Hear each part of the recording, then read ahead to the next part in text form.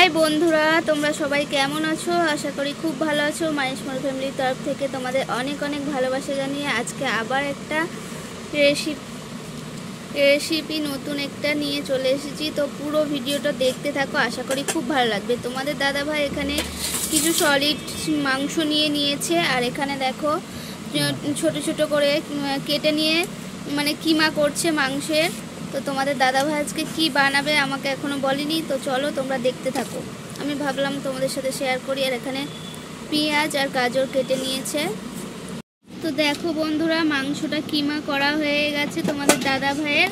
আর তোমার দাদা এখানে পেঁয়াজগুলো ওরকম ছোট্ট ছোট্ট কুচি কুচি করে কেটে নিচ্ছে, মাংসের মতন কিমা মতন পেঁয়াজগুলো করে নিচ্ছে।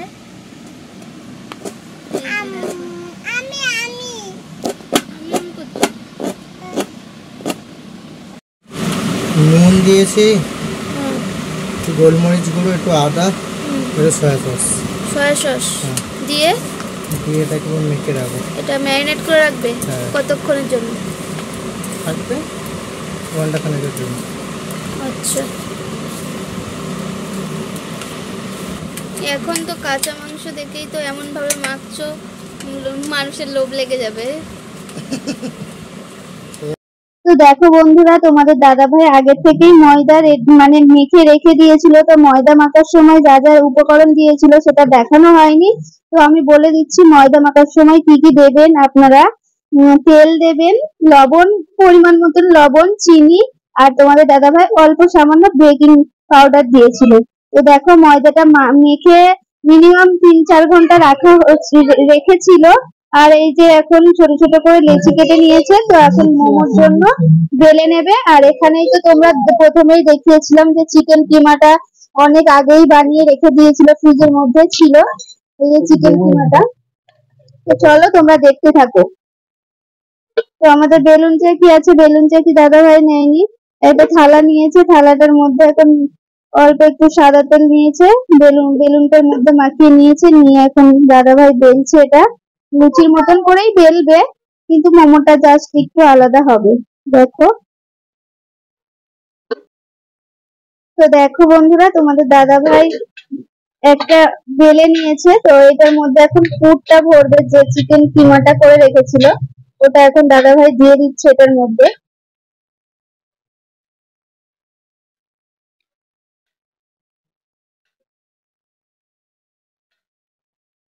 কিভাবে মুছছে দেখো বন্ধুরা। অনেকেই মোড়াটা পারে না, যারা আর কি দোকানে করে তারাই পারে।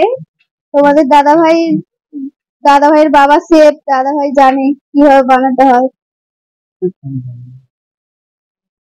দেখো বন্ধুরা, এটা মোমো বানিয়েছে তোমাদের দাদাভাই। তো দোকানের মতন তো আর অত মানে ফিনিশিং করে বানাতে পারছে না, তো যাই হোক ঘরের খাওয়ার মতন তো বানাচ্ছে। তো যাই হোক অনেক সুন্দর বানিয়েছে তোমাদের দাদাভাই। তো দেখো এরকম সেম ভাবে সবগুলো বানিয়ে নেবে।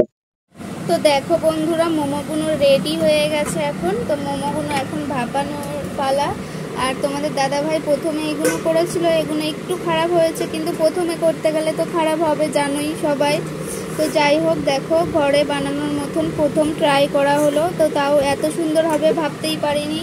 এইগুলো অনেক সুন্দর হয়েছে। তোমাদের দাদাভাই এগুলো পরে বানিয়েছে, আর যেগুলো প্রথমে করেছে সেগুলো এই দুটো একটা খারাপ হয়েছে।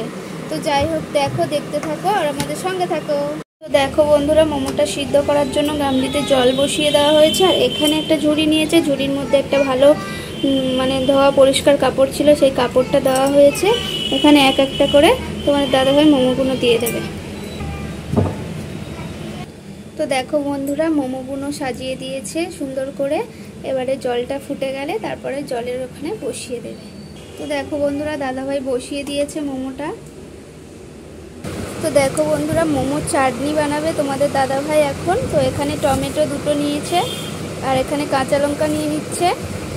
দেখো বন্ধুরা, এখানে মোমোর জন্য তোমাদের দাদাভাই চাটনি রেডি করছে। আর এখানে দুটো টমেটো পুড়িয়ে নিয়েছে, 6-7টা মতন কাঁচা লঙ্কা নিয়েছে, আর এখানে লেবু দিচ্ছে, ধনে পাতা দিয়ে চাটনিটা বানাচ্ছে। আর কয়েকটা রসুনের কোয়া পুড়িয়ে নিয়েছিল।